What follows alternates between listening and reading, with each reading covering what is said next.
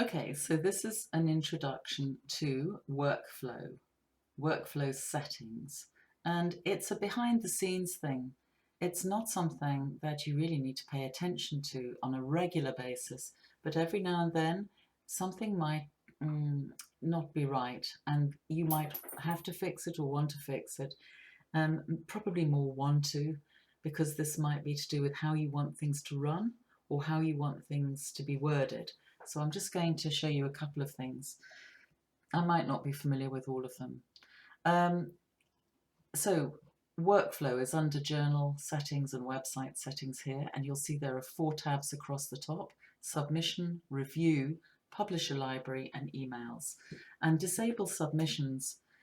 So this is, as it says, to prevent users from submitting articles to the journal. I'm not sure what that's about, but there may be some things where you particularly want some uh, um, sections not being submitted in that way. We have an anti-spam thing, both for registrants and for submissions, and it's part of Google reCAPTCHA. And so I don't know when one would use this, but it's important at least that you know you could check that and save and so on. Metadata. Now, is this talking about, I suppose this is, well, have a read of this, see what you make of it.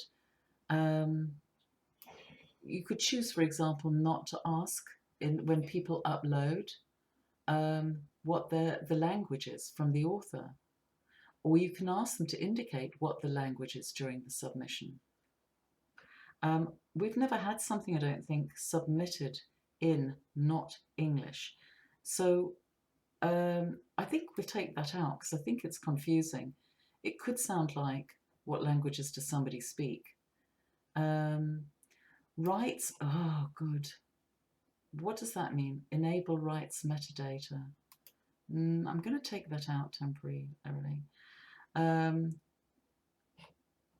Any derivatives, I think we'll leave that in.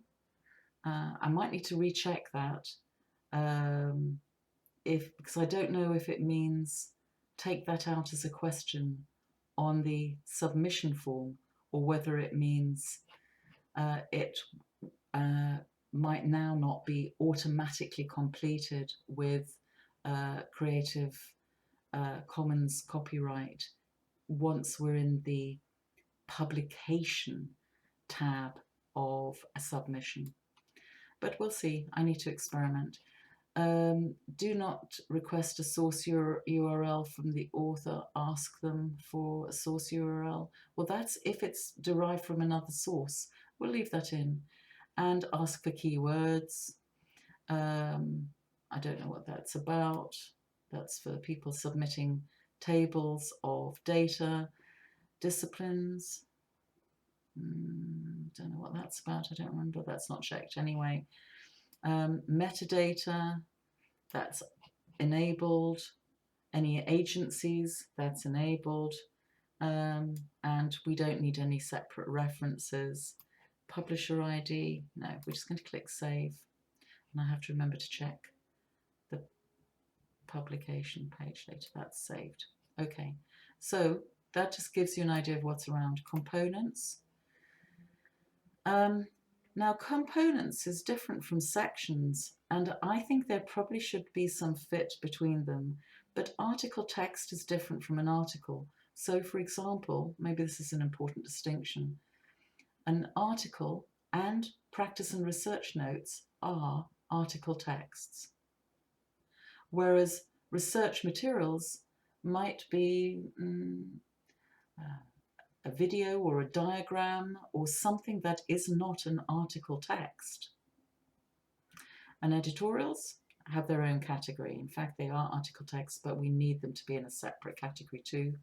So these are distinctions provided, I think, by OJS, not by us. I think they're best left as they are, unless because I'm not sure what function they play. But when you upload a submission, it says, is this article text or multimedia or something else?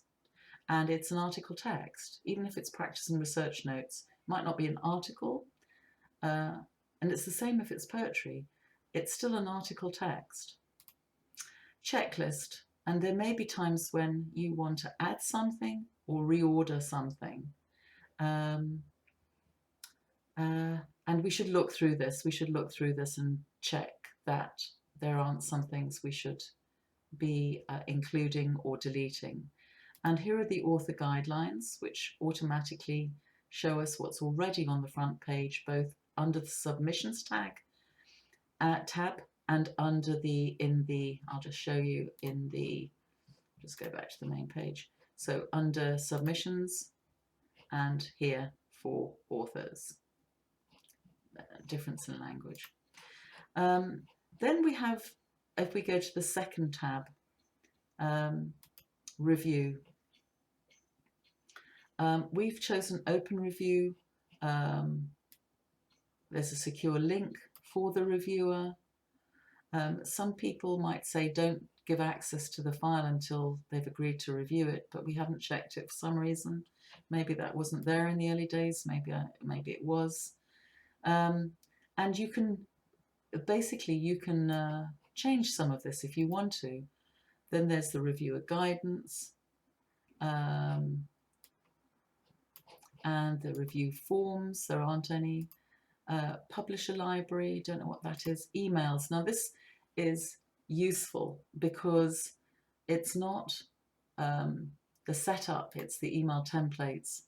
Some of the email templates are very cold, and while that lends a certain gravitas, like we're serious, we're a proper journal kind of feel to things, it's also a little bit it's not particularly dialogical or warm.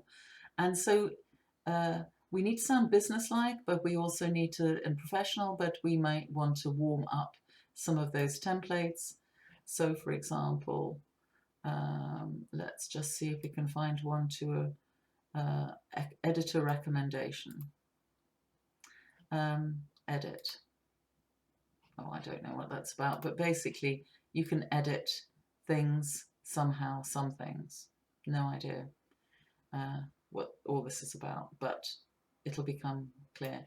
So for example, if somebody said, look, I really can't do a review, or we just haven't heard back from them, we might want to rather say something more than that. Or anyway, the point is you can change the wording. That's the point.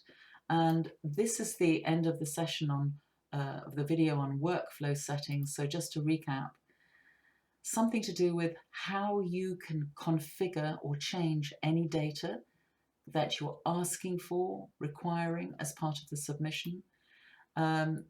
This is to do with setting up the process and wording for reviewers.